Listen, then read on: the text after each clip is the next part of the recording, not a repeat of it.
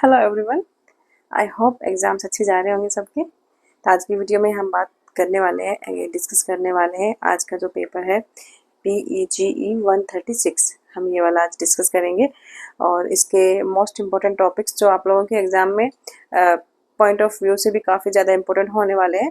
तो अगर आप लोग भी अपने इस सब्जेक्ट के एग्ज़ाम की प्रिपरेशन कर रहे हो, हालांकि कल है तुम्हारा ये एग्ज़ाम, आई नो, तो ये वीडियो आप लोगों के लिए बहुत ज़्यादा इंपॉर्टेंट होने वाली है और हेल्पफुल भी होने वाली है। ठीक है, तो इस वीडियो को एंड तक ज़रूर देखना बिना स्किप किए, क्योंकि काफ़ी इंपॉर्टेंट पेपर है और स्कोरिंग एग्ज़ाम भी है ये, इसलिए बोल रही हूँ।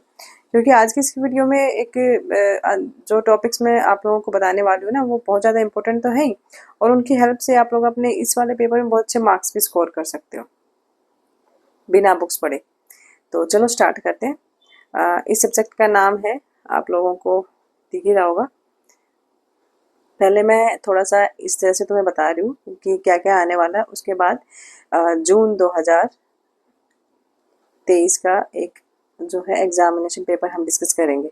ठीक है, क्योंकि इस बार जून 24 चल रहा है, तो सेम ईयर लास्ट ईयर का एक एग्जामिनेशन पेपर जो है हम लोग डिस्कस करेंगे, जिससे आपको आइडिया हो जाएगा कि किस तरह के क्वेश्चंस आने वाले हैं और क्या किन चीज़ों का आपको बहुत ज़्यादा ध्यान रखना है। ठीक है, और पैटर्न तो खैर पता चल ही जाएगा कि कितने मार्क्स का क्वेश्चन आना, किस नंबर पे कौन से क्वेश्चन पूछे जाते हैं। तो यही सब डिटेल्स आज की वीडियो में हम कवर करेंगे। तो ठीक है, स्टार्ट करते हैं। देखो, सबसे पहला जो आपका जो क्वेश्चन पेपर जब आप लोगे, तो हो सकता है एक दो आगे पीछे हो जाए पैटर्न, बट जो है सबसे पहले जो होता है एक आपका जो पूछी जाएंगी चीज़ें, वो एक्टिव वॉइस पैसिव वॉइस पूछे जाएंगे। ये तो हमेशा पूछे ही जाते हैं, इनकी तैयारी अच्छे से करके जाना। जीरेंड आएंगे आपके, मॉडल्स आएंगे। ठीक है, मॉडल्स बहुत कम पूछे जाते हैं, बहुत ही कम, तो इनकी तैयारी करने की मैं नहीं बोलूँगी कि इस पर आप टाइम वेस्ट करो। अच्छा, वर्ब्स पूछे जाते हैं आपके। ठीक है, ये हो गया।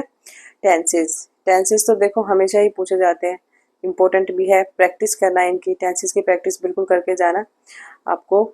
ठीक है, क्योंकि अगर टेंसेस अच्छे से आते हैं ना आपको, तो आपका जो BEGLA जो 135 हो गया, 136 और 138, ये जो है मेन पेपर होते हैं। अगर आपको टेंसेस ठीक से आते हैं तो आप इनकी भी अच्छे से प्रिपरेशन कर पाओगे। प्रीपोजिशंस आते हैं, ठीक है, कंजंक्शन आएंगे और आर्टिकल्स। तो ये तीन चीज़ें तो मोस्ट इम्पोर्टेंट हैं, इनको तो अच्छे से तैयार करके जाना। प्रीपोजिशन हो गया, कंजंक्शंस हो गए और आर्टिकल्स हो गए। ठीक है, फिर आएगा आपका part of speech, CV making, और उसके बाद लास्ट आता है लेटर। तो ये है आपका पूरा एग्ज़ाम पैटर्न आता है इस तरह का। ये सब चीज़ें आपसे पूछी जाएंगी और ये थोड़े से स्कोरिंग होती हैं चीज़ें। अगर आपने अच्छे से सब चीज़ों की तैयारी की होगी तो आप अच्छे से स्कोर कर सकते हो एक्चुअली।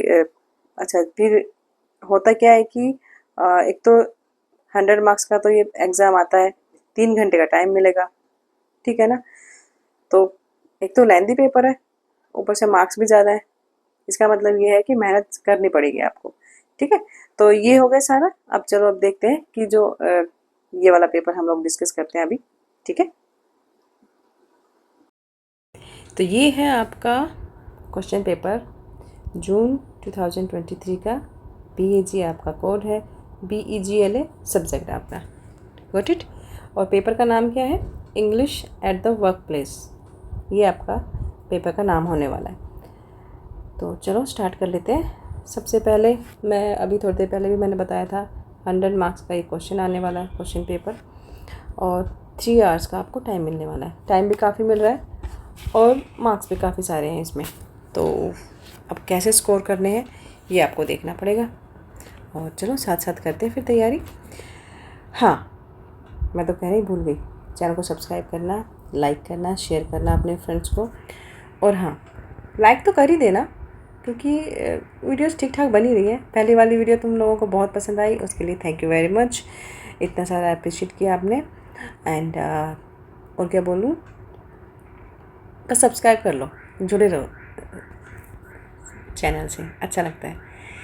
और हाँ, जब एग्ज़ाम देने जाओगे कल, तो कैसा हुआ क्या हुआ ये सब बताना मुझे आके कमेंट्स में। अच्छा लगता है तुम लोग जब शेयर करते हो। चलो चलो, ज़्यादा बातें नहीं करते, कल पेपर भी है तुम्हारा। Okay. All questions are compulsory. लो जी, नोट लिखा हुआ है पहले ही, ध्यान से देख लो। ऑल क्वेश्चंस आर कंपलसरी, ठीक है। तो इसमें हमने पहला क्वेश्चन क्या है, fill in the blanks with the most appropriate words. देखो अभी जो थोड़ी देर पहले मैंने बताया था ना कि सबसे ऊपर मैंने एक्टिव वर्ड्स पैसिव वर्ड्स बताए थे, लेकिन इसमें यहाँ पे आया नहीं है, बट इसका मतलब ये नहीं कि वो है नहीं, इस क्वेश्चन पेपर में वो हैं, बट ये है कि कभी कभी क्वेश्चन आगे पीछे हो जाते हैं, ठीक है। पैटर्न देखो, I have been in this job so long that I feel my career is more or less, क्या आएगा, प्रोग्रेसिव, ठीक है। चलो आगे देख लेते हैं। सॉरी, प्रोग्रेसिव नहीं होगा, इसका आंसर होगा स्टैटिक, ठीक है। वो मैंने थोड़ा सा जल्दबाजी में बता दिया, तो स्टैटिक होगा कि इसका मतलब क्या हुआ कि I feel my career is more और लेस स्टैटिक, कि मैं इतने दिनों से इस जॉब में रह चुका हूँ ना कि अभी मुझे मतलब एक टाइप का ना स्टैटिक टाइप का हो चुका हूँ, मतलब यूजुअल टाइप का हो गया, जहाँ पर एकदम से होता है ना कि जो एक चीज़ करते करते वो एकदम से यूज्ड हो जाती है, ठीक है। उसका मतलब ये हो गया। सेकंड है, it is interesting to possibilities of different career options. It is interesting to explore the possibilities of different career option, कि ये एक मतलब काफ़ी इंटरेस्टिंग होता है कि आप कैरियर ऑप्शंस के लिए डिफरेंट जो पॉसिबिलिटीज़ है उसको एक्सप्लोर करो, ढूंढो। नेक्स्ट है, it is advisable to take help from to find a job, कि किन की हेल्प लेते हैं हम, किसी से कंसल्ट करते हैं ना जॉब ढूंढने के लिए, उनकी हेल्प लेते हैं, तो it is advisable to take help from consultants to find a job, ठीक है। अच्छा, यहाँ पर कंसल्टेंट क्यों आएगा, क्योंकि कंसल्टेंट्स जो होते हैं वो गाइड करते हैं और आपको एडवाइस करते हैं to find a job, office से नहीं होता, तो कंसल्टेंट्स आएगा, ठीक है, कंसल्टेंट्स। चलो नेक्स्ट देख लेते हैं। Sometimes in the world today jobs are not advertised, क्या आएगा, कॉम्पिटिटिव, कि समटाइम्स इन द वर्ल्ड, कि कभी कभी इस कॉम्पिटिटिव वर्ल्ड में jobs are not advertise sorry, कि जॉब्स जो है वो एडवर्टाइज नहीं की जाती या नहीं होती। Jobs are advertise in the world of section, sorry मैं दूसरे ऊपर वाला ही पढ़ दिया मैंने गलती से।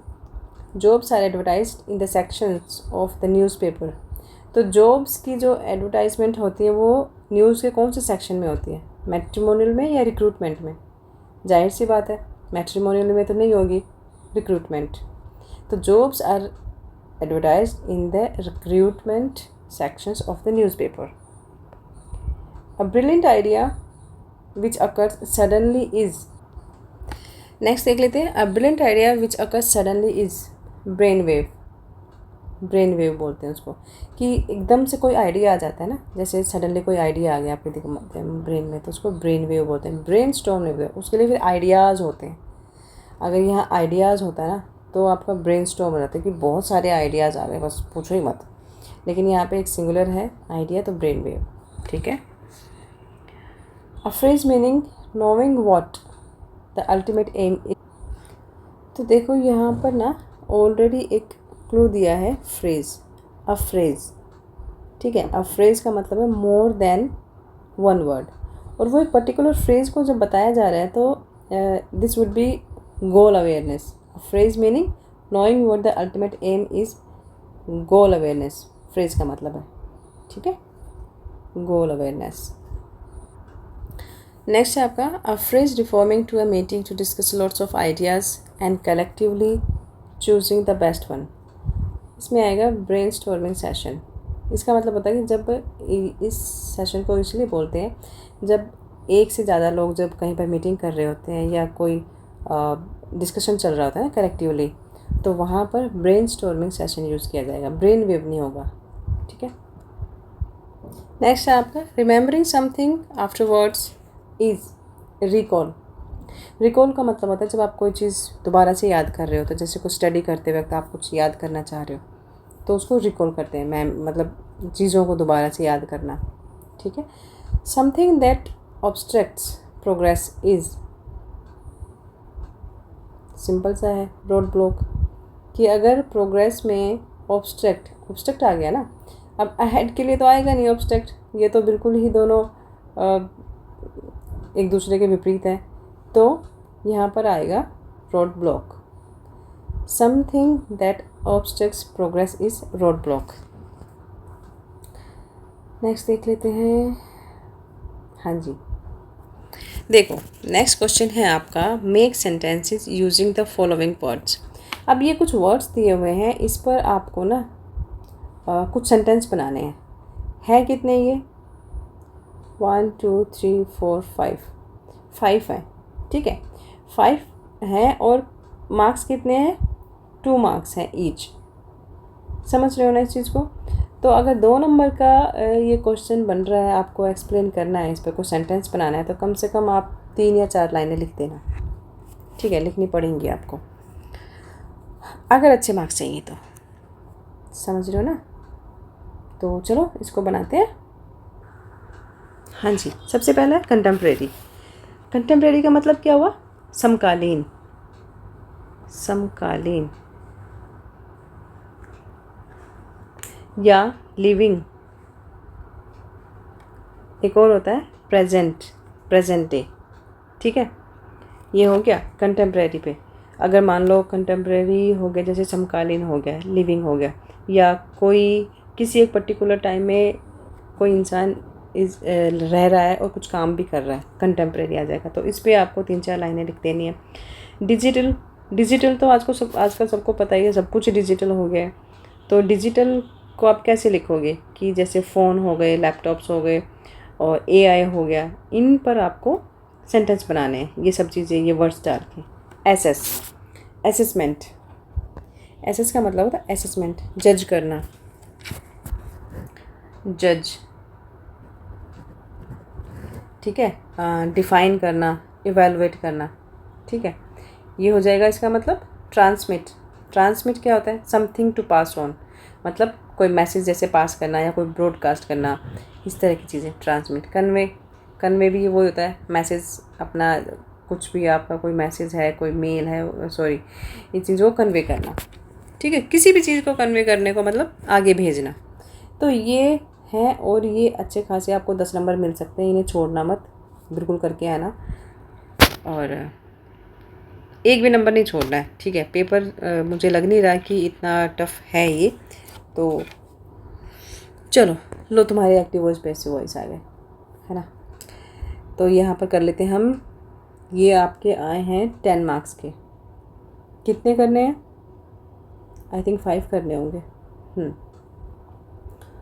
Rewrite the following sentences changing them from the active voice to passive voice. Active से पैसिव वॉइस में आपको ये कन्वर्ट करने हैं, ठीक है। तो पहला है आपका, अच्छा अगर ये 5 है तो 2 मार्क्स ईच है। चलो ये अच्छे से करना, ध्यान से टाइम लेके करना, बहुत स्कोरिंग है, एक एक नंबर आपका कटने वाला नहीं है अगर आप ठीक करते हो तो। ज़रा ज़रा छोटी छोटी चीज़ों का ध्यान रखना है और नंबर आपके कहीं नहीं जाएंगे। चलो इसको कर लेते हैं कि she has mastered the subject of science. तो इसको हम पैसिव वॉइस में बनाएंगे। The subject was designed,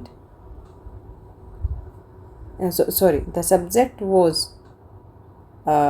mastered by her. Sorry, वो फ़ोन आ गया था तो मैंने कुछ गलत बोला। इसको दोबारा से बोल लेते हैं कि she has mastered the subject of science. तो इसको पैसिव वॉइस में कैसे करेंगे? The subject of science has been mastered by her, ठीक है। नेक्स्ट है she opened the door, let the door be opened. I did not scold him, he wasn't scolded by me. The cops caught the thief, the thief was caught, ठीक है। They redesigned the building, the building was redesigned. इसको आप ऐसे भी लिख सकते हो, only the building was designed, और इसको एक तरह से ऐसे भी लिख सकते हो कि the building was redesigned by them, ठीक है।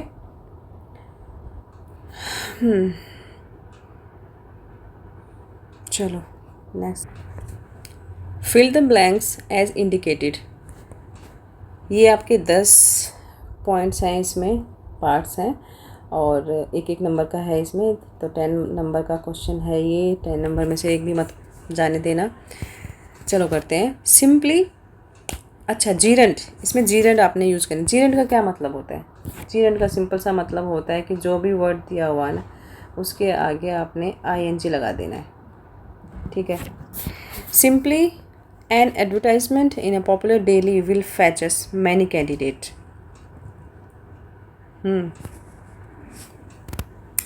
तो प्लेस आ गया, तो यहाँ पे आ जाएगा placing. The skill of read in the English is essential for an office boy's job here. Reading आ जाएगा।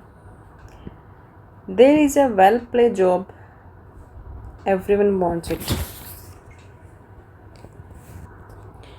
तो इसमें क्या होगा? इसमें एक देखो थोड़ा सा हिंट दिया हुआ है, यूज एप्रोप्रिएट पार्टिसिपल, ठीक है।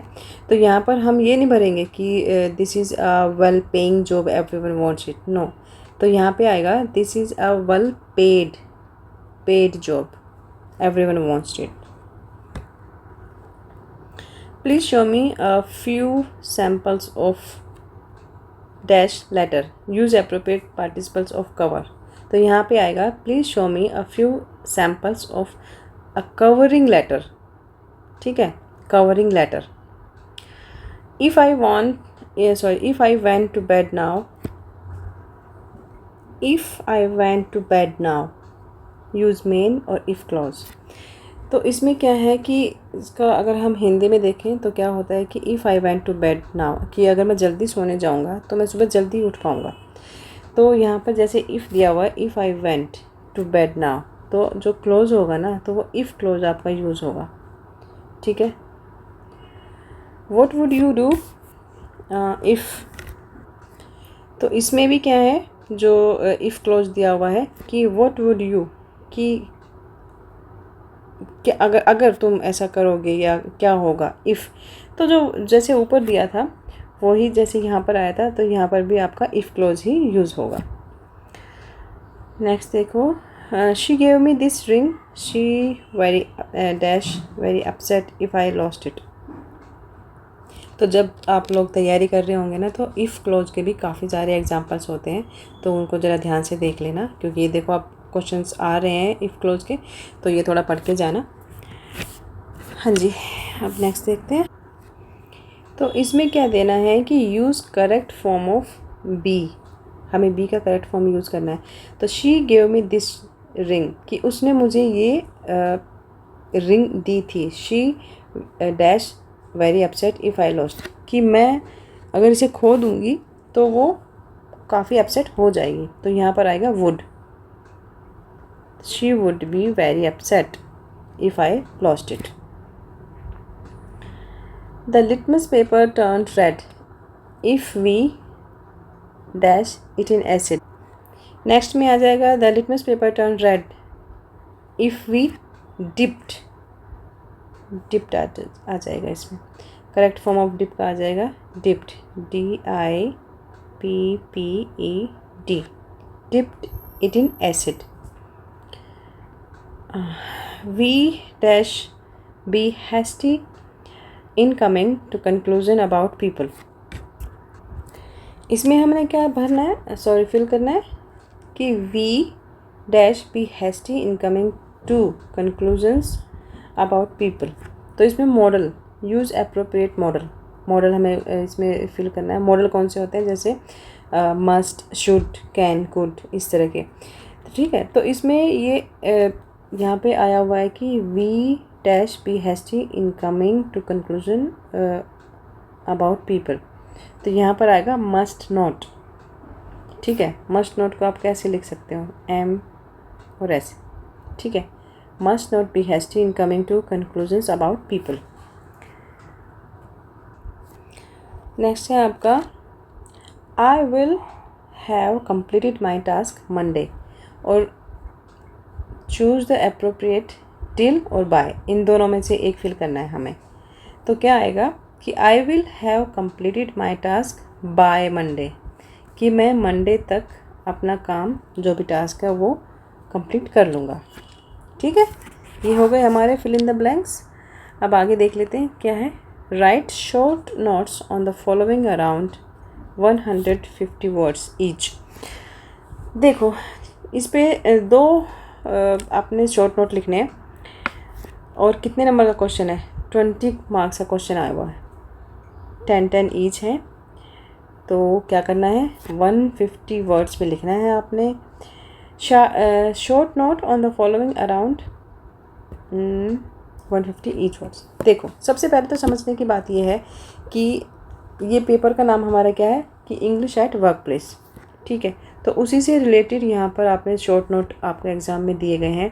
तो क्या पूछ रहा है पहले टॉपिक में, कैरेक्टरिस्टिक्स ऑफ वर्क एथिक्स, कि जब जहाँ पर आप काम करते हैं तो उस जगह पर काम करने के क्या एथिक्स होते हैं, किन किन चीज़ों को ध्यान में रखना पड़ता है, क्या आपकी बॉडी लैंग्वेज होती है, आपका बात करने का तरीका, आपका आउटफिट्स क्या होते हैं। तो जो एथिक्स होते हैं ना वो आपने बताने हैं यहाँ पर, किस तरह से एज ए टीम की तरह काम किया जाता है, और एक दूसरे के हेल्पफुल करके, मतलब जो भी चीज़ें होती हैं वो सारे एथिक्स आपने इसमें बताने हैं।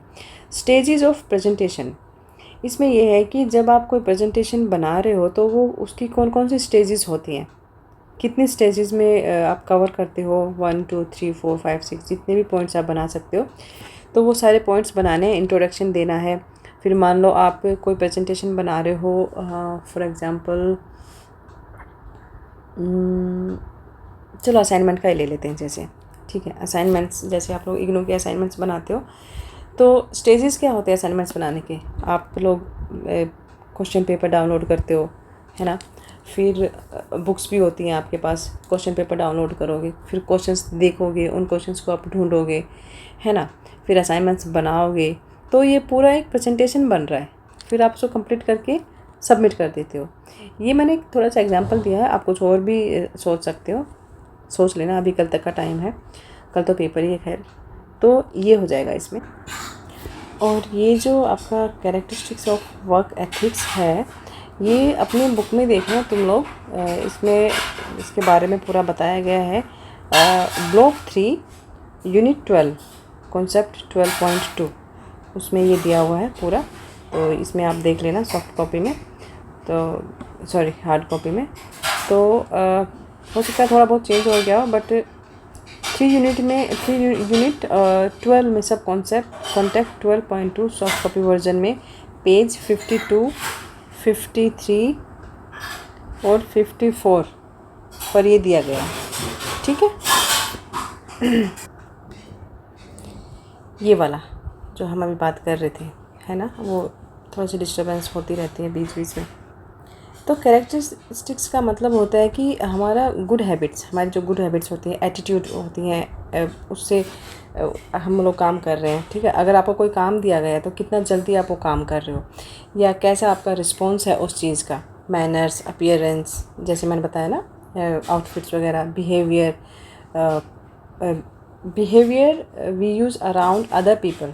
तो हम लोग जब दूसरे लोगों के साथ जब हम लोग व्यवहार कर रहे हैं, किसी तरह का बिहेव कर रहे हैं, या किसी से बात कर रहे हैं, तो वो टाइम हम स्पेशली ऑफिशियल पर्पस के लिए वो इम्पोर्टेंट हो जाता है।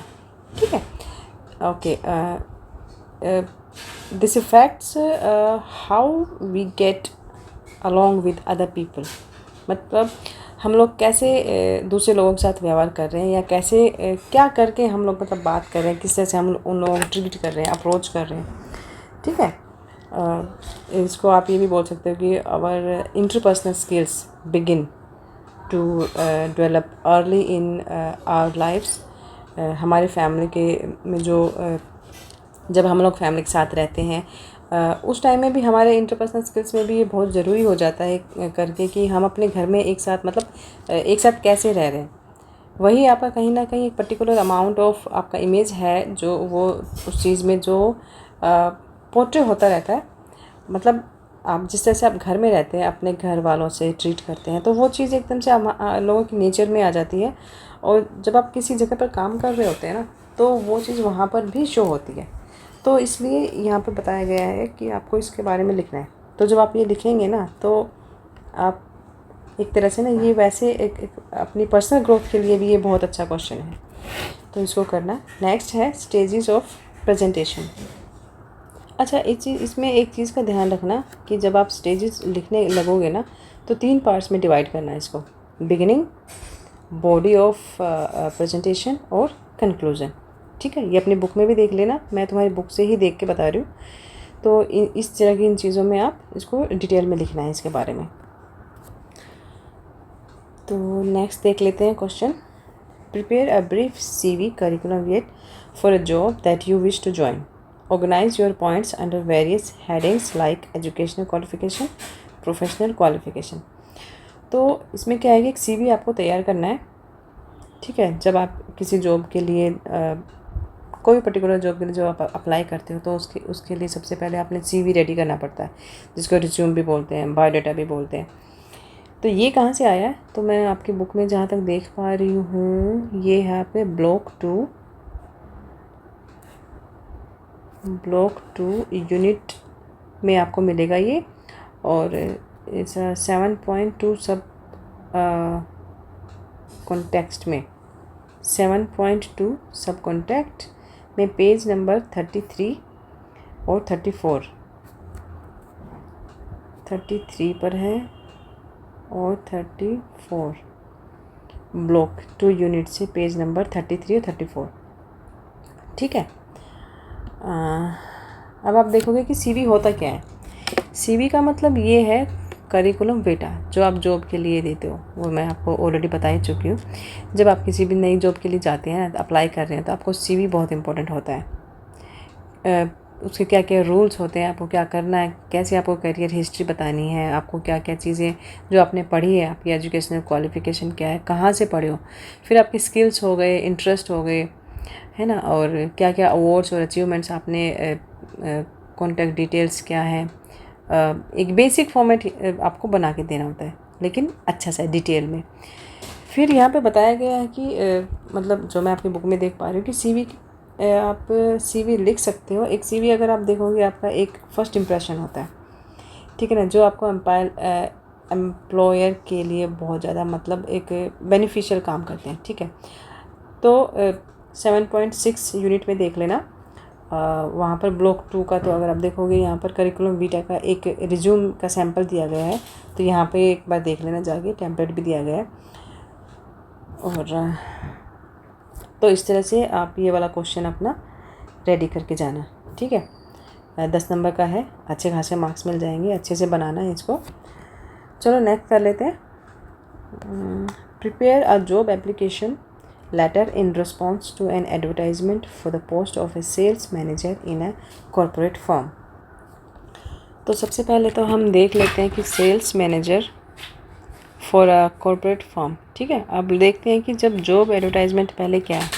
तो जॉब एडवर्टाइजमेंट होता क्या है, सपोज़ करें कि ये आपका ब्लॉक 1 यूनिट पेज नंबर 29, ये नोट कर लेना, ब्लॉक 1 पेज नंबर 29 में आपको मिलेगा। ठीक है, ये block 1 unit page number 29 from the block 1 unit and page number 29। तो यहाँ पे ये देखो कि, तो यहाँ पर जो क्वेश्चन है उसमें क्या पूछा गया है कि एडवर्टाइजमेंट दिया गया है। ठीक है, किसी पोस्ट के लिए, एक पर्टिकुलर पोस्ट के लिए एडवर्टाइजमेंट दिया गया है, चाहे वो कुछ भी हो सकता है, मतलब हम इसकी बात कर रहे हैं। तो एक पर्टिकुलर एडवर्टाइजमेंट में न्यूज़पेपर भी हो सकता है, या कोई पर्टिकुलर इंटरनेट वेबसाइट भी हो सकती है, या कोई particular physics teacher, maths teacher, कुछ भी हो सकता है, कोई लिमिट नहीं है। तो एसेंशियल क्वालिफ़िकेशन क्या है, ये इस एडवर्टाइजमेंट में मतलब ये आपको अपने बारे में बताना है। अच्छा, अब जैसे एप्लीकेशन, अच्छा, इसमें ये भी चीज़ देखनी है कि कैसे आप लोग CV उसके लिए आप अप्लाई करोगे और किस तरह से आपका उस एप्लीकेशन का रिस्पॉन्ड आपने करना है, जो भी है। तो ये चीज़ देखनी है आपको। और आफ्टर मतलब एक चीज़ और भी नोट कर रखना है कि आपने कहाँ से अप्लाई करना है। For a particular post you need to send them your CV और रिज्यूम। जो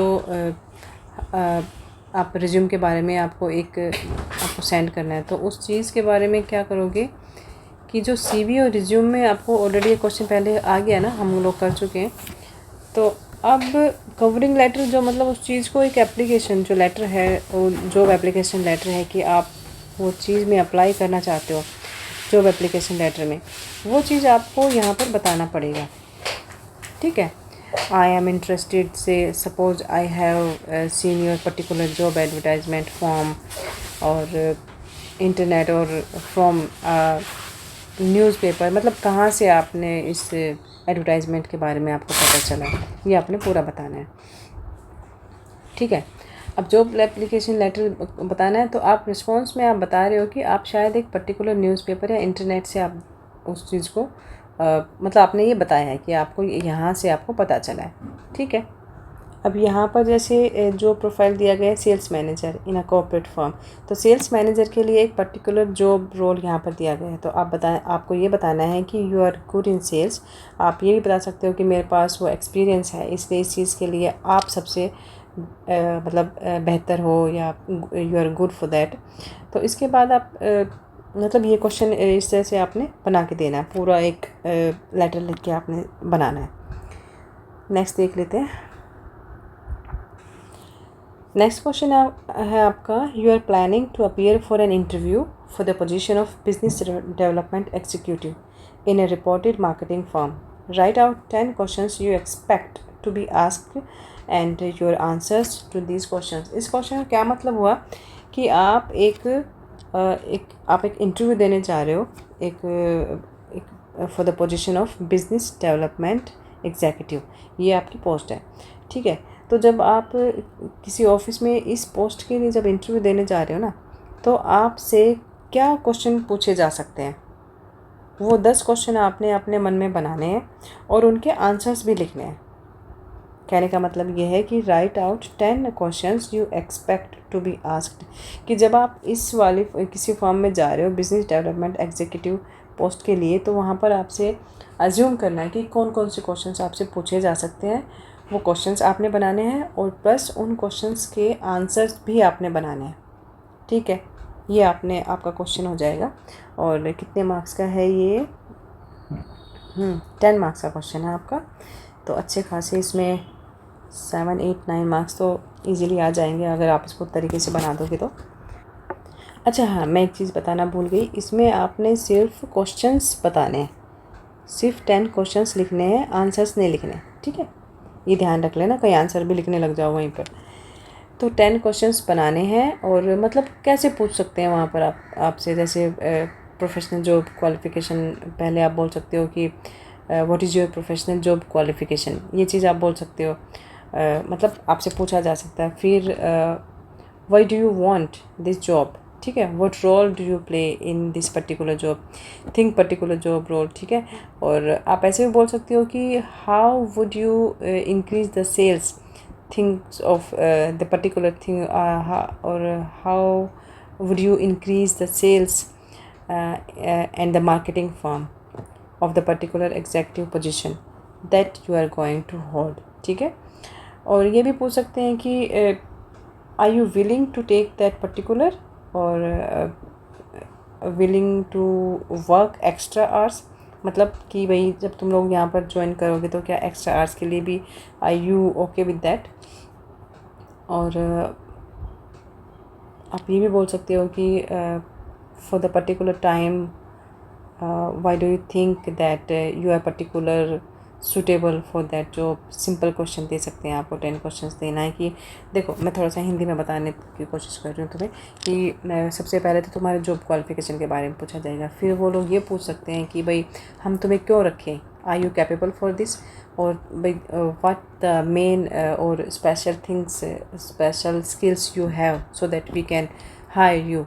तो इस तरह के क्वेश्चंस बनाने हैं आपने, अपने आप से खुद से पूछना तुम कि मान लो एक छोटा सा टास्क करना घर पे कि तुम बैठना है अपनी जगह पे, सामने मिरर के सामने खड़े हो जाना और ये सोचना कि तुम किसी को जॉब दे रहे हो तो तुम उनसे क्या क्या क्वेश्चंस पूछोगे। लेकिन इस चीज़ को ध्यान रखना कि बिजनेस डेवलपमेंट एग्जीक्यूटिव, ठीक है, एक जो भी है मार्केटिंग फर्म है शायद ये, हाँ, तो ये आपने इस तरह से रेडी करना है। लास्ट क्वेश्चन आ जाता है, right N outline of presentation on the following topic, creation of gender awareness at the work place. देखो जेंडर वर्क प्लेस क्या होता है, सॉरी जेंडर अवेयरनेस क्या होता है, मेल फीमेल ही तो होते हैं ना। Okay, eight the work place कि जहाँ पर आप काम कर रहे हो वहाँ पर मेल फीमेल जो जेंडर्स हैं उनके क्रिएशन उनकी अवेयरनेस के लिए आप क्या कर सकते हो, या ये कह सकते हो कि इन दोनों के लिए बेटर वर्क प्लेस कैसे बन सकता है, उस चीज़ के लिए हम ऐसा क्या अवेयरनेस कर सकते हो आप। तो ये आपका क्वेश्चन हो। तो इस क्वेश्चन की आप स्टार्टिंग कैसे कर सकते हो, जैसे हो गया ये जेंडर अवेयरनेस, ठीक है, तो आप कैसे करोगे कि जैसे गुड मॉर्निंग जैसे विश करोगे आप, everyone today we are going to be looking on the topic of gender awareness at the work place, ठीक है, आप ऐसे बोल सकते हो। और इक्वली सबको मतलब पहले आप बता सकते हो कि जैसे स्टार्टिंग फ्रॉम, मतलब मैं दोबारा बता देती हूँ कि आप good morning ladies and gentlemans, you welcome to the session, today I will be speaking about the gender awareness at the work place और gender awareness in the work place that is there. Okay, ठीक है, फिर आप बता सकते हो कि we need to pay them equally और we need to equally have give them equal amount of opportunities to both man and women.